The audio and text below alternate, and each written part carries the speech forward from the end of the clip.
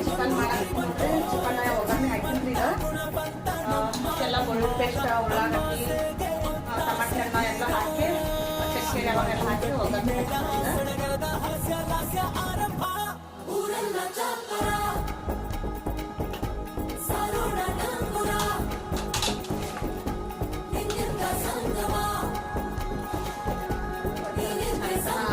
ರೊಟ್ಟಿ ಆರ್ಡ್ರ್ಗಳು ಬಂದಿದ್ದವರು ರೊಟ್ಟಿ ಕೊಟ್ಟಿದ್ರಿ ಹಂಗೆ ಮತ್ತು